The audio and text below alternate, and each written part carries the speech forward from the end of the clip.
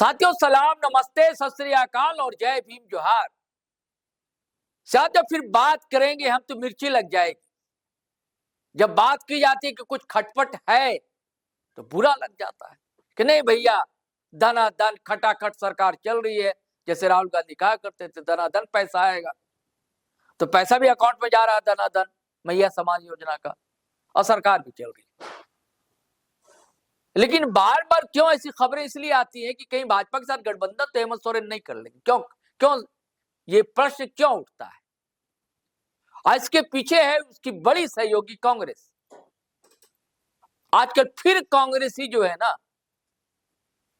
उनके अंदर भी कुछ ना कुछ खिचड़ी पक रही है।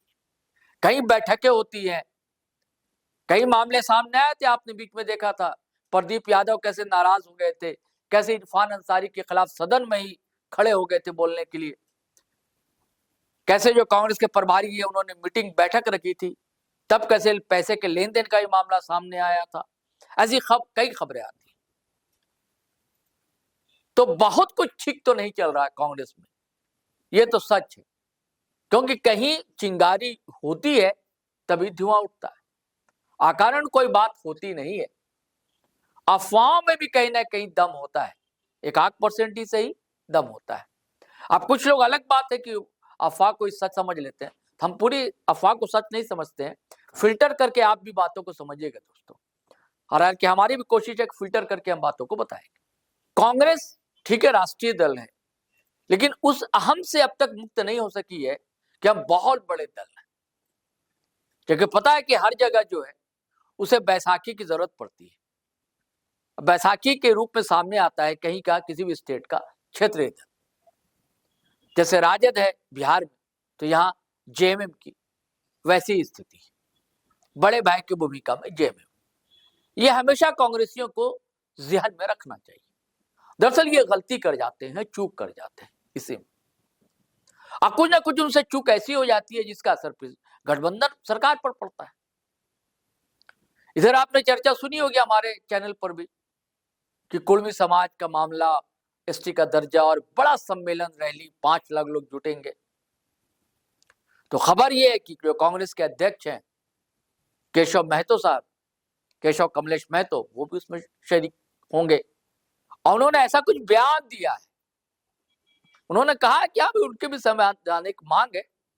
ये अलग बात, ये निर्णय करना केंद्रीय सरकार के बस में। बिटवीन द लाइन तो यही है ना कि यानी कि वो समर्थन करते हैं, सहमत है, असहमति उनको कतई नहीं है। इरफान साहब का कई मामला सामने आया था, आपको बताया। अभी ताजा मामला एक और था, एक मौलाना का मजाक उड़ा दिया उन्होंने, बाद में सामने आए। जीटी रोड लाइव पर भी आपने वीडियो देखा होगा कि नहीं वो मौलाना नहीं है, हम उन्हें ऐसे ही मौलाना कहते हैं, यानी कि मजाक से कहते हैं। ये भी अच्छी बात नहीं कि आप किसी भी शख्स को, मौलाना शब्द मजाक के लिए तो है नहीं, हाथ से व्यंग्य के लिए शब्द है नहीं मौलाना, लेकिन आपने मौलाना कहा उसको, तो ये भी गलत है इरफान साहब। और उसके बाद अब देखिए बड़ा धड़ाधड़ फटाफट एकदम, देखिए अब तस्वीरें देख रहे हैं साथियों, कंबल बांटा उन्होंने साहब। वैसे ये सब करते रहते हैं, कहीं कोई नेगेटिव बात सामने आई तो कुछ बढ़िया किया जाए, आदत में शुमार है इरफान अंसारी के। तो मजमा जुटा उनके घर पर, सोहराय का मौका था। आप भीड़ देख रहे, भीड़ तो रियली थी सच में। और उनके सोशल साइट को माने तो कहते हैं कि 45,000 से अधिक लोगों को हमने कंबल बांटा है, ये देखा। और इधर फिर खबर यह है कि कल जो मेडिकल कॉलेज का उद्घाटन हुआ, सीएम भी गए थे, तो उन्होंने फिर मीडिया की खिंचाई कर दी है शायद इरफान अंसारी साहब ने वहां पर। तो ये बड़बोलापन जो है कांग्रेसी नेताओं का, वो चलता रहता है।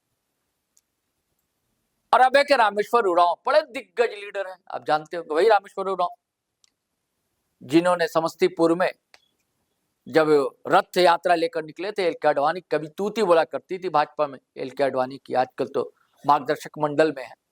हालांकि उन्हीं के कारण भाजपा की 2 सीटें से 84 सीटें तक हुई थी सदन में, उनकी गिरफ्तारी की थी। उस समय बड़े पुलिस अधिकारी थे रामेश्वर उरांव, बाद में राजनीति में आए, कांग्रेस के अध्यक्ष भी रहे, झारखंड के मंत्री पद भी संभाला, वित्त मंत्रालय भी उनके जिम्मे था।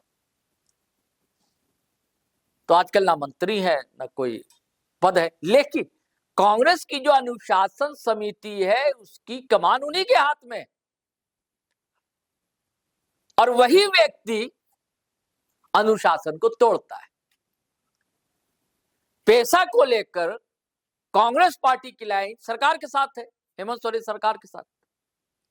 और जिस विभाग ने पेशा एक्ट नियमावली को लाया कैबिनेट में, उस विभाग की कमान दीपिका सिंह पांडे के हाथ में, कांग्रेस की मंत्री है कोटे से, कांग्रेस कोटे से, कांग्रेस की सक्रिय लीडर है, नेता है, मंत्री है, सहमति थी सबकी। सिर्फ रामेश्वर उरांव की बात नहीं कर रहा हूं, राजेश खच्चर साहब बार बार नाराज रहते हैं। वही राजेश खच्चर साहब की विक्सल कोंडाली और इरफान अंसारी साहब, और राजेश खच्चर साहब जब बंगाल से लौट रहे थे तो कुछ पैसे उसे मिले थे, साड़ी वाड़ी मिली थी। ये सब विधायक लोग करते रहते हैं, जैसे अभी देखिए कंबल बांटा, साड़ी बांटना, ये सब चीजें करते रहते हैं। बाद में हालांकि कांग्रेस ने तनख्या टाइप का कर दिया था, इन लोगों का हटा दिया था, फिर आ भी गए पार्टी में, तो इरफान अंसारी मंत्री भी है। तो वही राजेश खच्चर साहब भी जो नाराज रहते हैं, कुछ ना कुछ बयानबाजियां उनकी आती रहती है। और अभी भी पैसा एक्ट पर एक तरफ सरकार का समर्थन तो किया, लेकिन दूसरी जानिब कहा कि देखिए अभी हम अध्ययन कर रहे हैं, गहन अध्ययन कर रहे हैं, अभी समय लगेगा उनको गहन अध्ययन करने में, उसके बाद हम बोलने की स्थिति में रहेंगे। तो ये किस बात का प्रेशर लोग मतलब हेमंत सरकार पर या हेमंत सोरेन पर डालना चाह रहे? रामेश्वर उरांव ने भी कह दिया कि भाई अगर ऐसी नौबत आई कि पार्टी के साथ रहना है कि समाज के साथ रहना, तो मैं समाज के साथ खड़ा रहूंगा। देखिए कद्दावर लीडर हैं, और अनुशासन समिति जो है कांग्रेस की, उसके अगुवा है, अध्यक्ष है, वही अनुशासन को तोड़। अब कार्रवाई कौन करेगा भाई? आप ही के हाथ में तो कमान है। अब देखिए क्या होता है आगे। तो ये सब चीजें चल रही है। अब इसके पीछे लोग देख ये रहे हैं दोस्तों कि रामेश्वर उरांव को जितनी राजनीति करनी थी कर ली। अब उनकी बेटी जो है निशा उरांव, उनको शौक चल रहा है राजनीति माने का, क्योंकि अब परिवारवाद अब न्यू नॉर्मल हो गया। परिवारवाद जैसे आजकल भ्रष्टाचार न्यू नॉर्मल हो गया है, मॉब लिंचिंग न्यू नॉर्मल हो गया, कई चीजें न्यू नॉर्मल हो गई। तो वैसे ये न्यू नॉर्मल हो गया है परिवारवाद।